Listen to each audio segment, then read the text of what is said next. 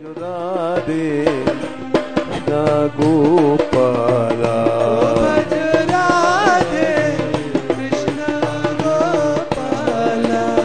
भजो राधे कृष्ण गोपाला भजो राधे कृष्ण गोपाला।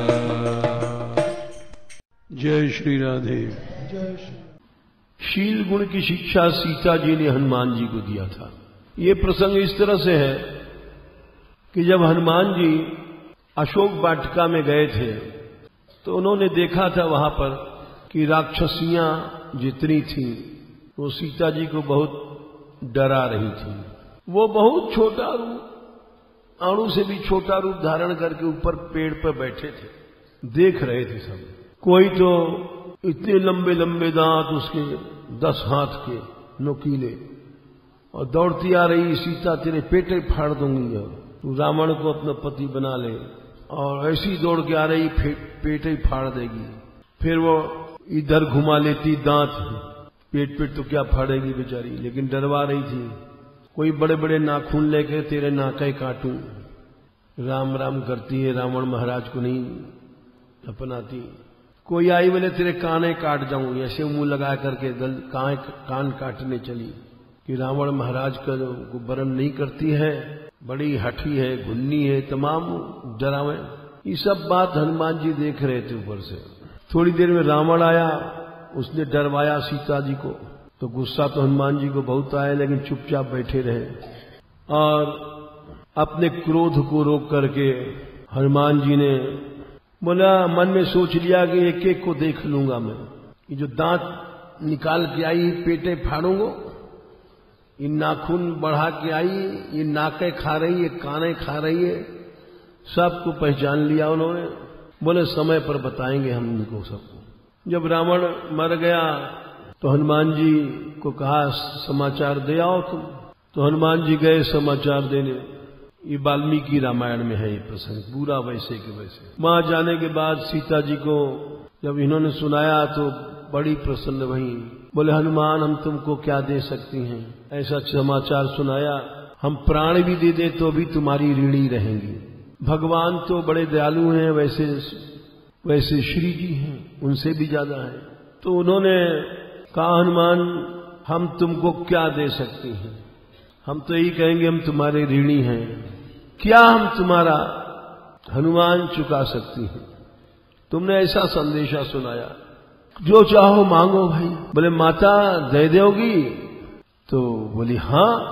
अब उन्होंने सोचा कि मांगेंगे प्रभु की दासता, प्रभु की भक्ति या कृपा मांगेंगे। भक्त लोग तो यही मांगते हैं, और वो तो इनके पास है ही है, कह देंगे हाँ तथास्तु।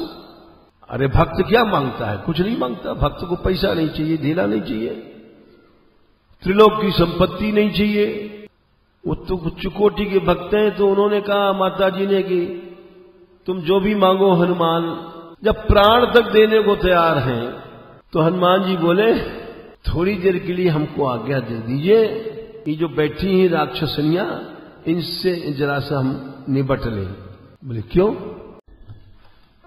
अशोक वाटिका में तो ये बैठी है, दांत दिखा रही, तो थोड़ा सा आज्ञा दे दो तो इसके जरा दांत निकाल दे, यही हम मांगते हैं। उन्होंने कहा हनुमान पहली बात तो तुम इन पर क्यों क्रोध करते हो? बोले क्यों? इन पर प्रसन्न होना चाहिए। बोले प्रसन्न क्यों? ये कितनी स्वामी भक्त हैं, रावण की आज्ञा पालन कर रही थी, तो मैं तो इनमें गुण देखती हूं कि ये बेचारी, इनका क्या दोष है, इसलिए इन पर प्रसन्न होना चाहिए। हनुमान जी की बात इस समझ में बात नहीं आई। बोले माता हमारा तो वही वरदान है, थोड़ी देर के लिए आप छुट्टी दे दो हमको बस। चाहे स्वामी भक्त हैं चाहे कोई है, हमारा जो है हृदय।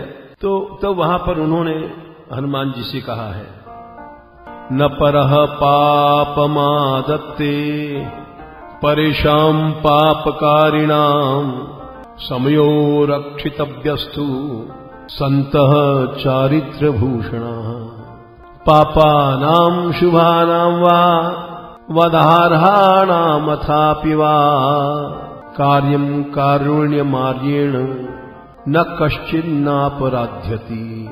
पहले तो उन्होंने कथा सुनाई कि हनुमान बहुत पुरानी बात है, पशुओं में भी शील देखा गया है।